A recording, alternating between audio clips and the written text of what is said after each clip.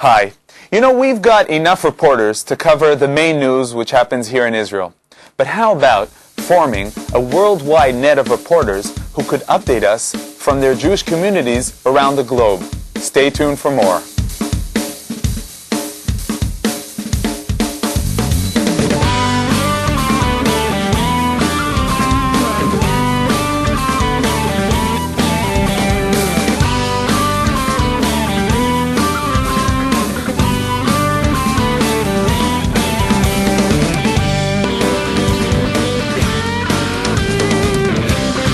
Shalom and welcome to Israeli Salad.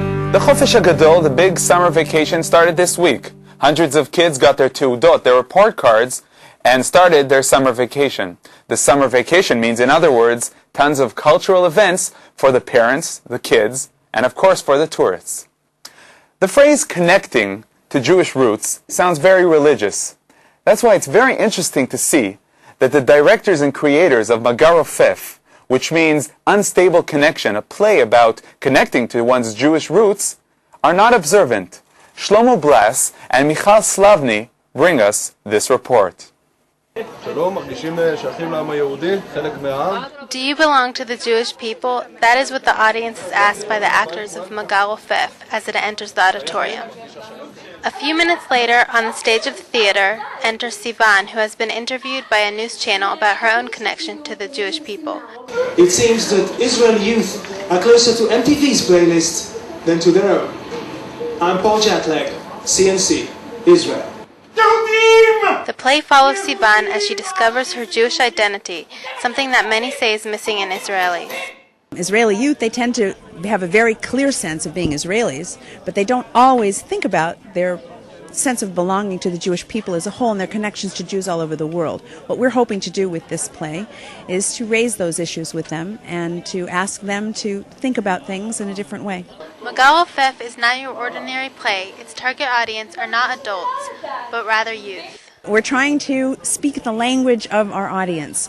We know that we're dealing with young people who watch MTV, who think things go by quickly.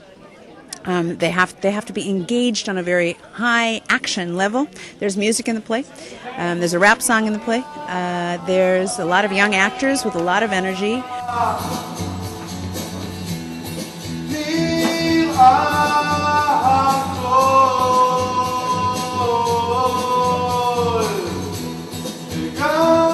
Will the actors be able to reach the young audience? Only time will tell.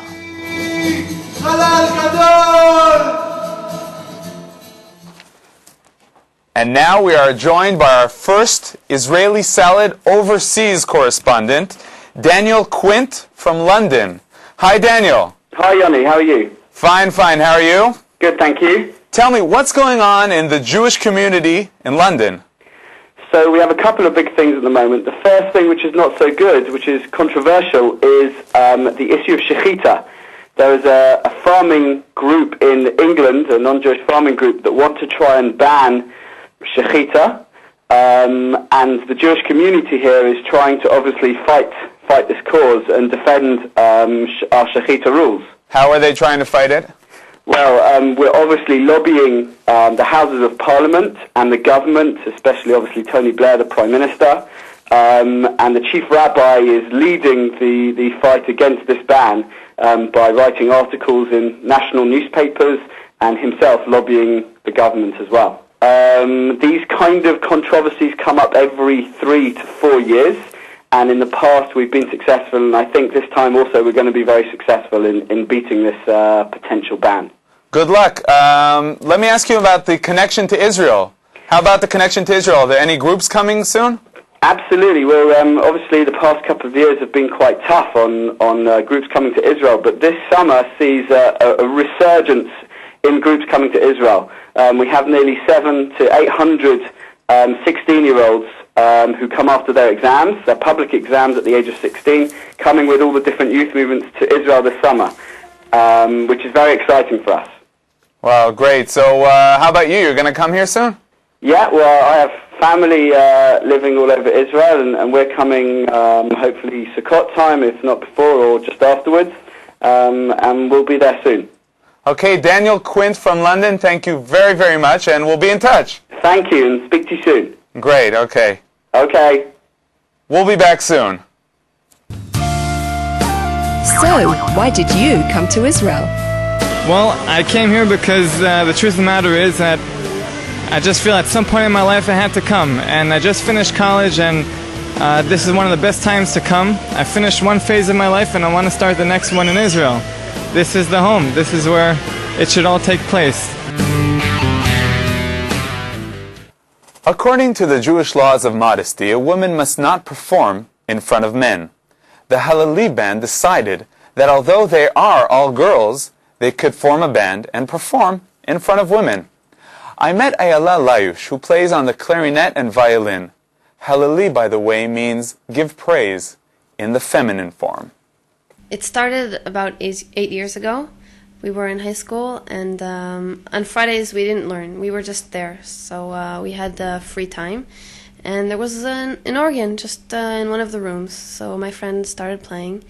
And I said, wow, cool, let's play together. So I brought my clarinet, and then another girl came and said, wow, I want to bring my trumpet. And the fourth girl came and said, wow, maybe we need drums. And she didn't even know how to play on the drums. She just started, and slowly we just became a group. And we didn't even think this is what's going to come out of us. It was just for fun. Are there any other bands in Israel which include women only? When we started, we were, I think, the second. But slowly, I'm hearing about other different groups, but each one is different. So, what characterizes the Haleli band? We play especially only for women. First of all, that's very important. Most of the occasions we play for are harkadot, which means dancing. Now, before we watch and listen to one of your performances, I understand you have a very interesting and moving story about the clarinet on which you play. I was visiting my father's friend, and he was sick, and he had a clarinet, and he wasn't using it anymore. And he offered me to take it, and I took it, and that's the clarinet I use, and it's an excellent clarinet. I don't think I could ever find a better one. And each time I play in honor of him since he passed away.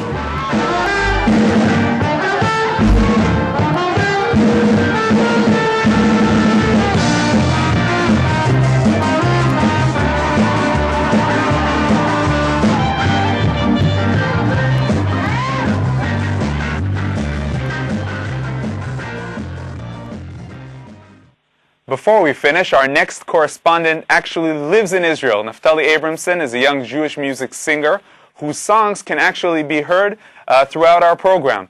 Naftali is now in Camp Moshava in the USA. Shalom, Naftali. Shalom, Yoni. How's it going? Great, Baruch Hashem. How's by you? Shtabach Shemo. It's awesome, Baruch Hashem.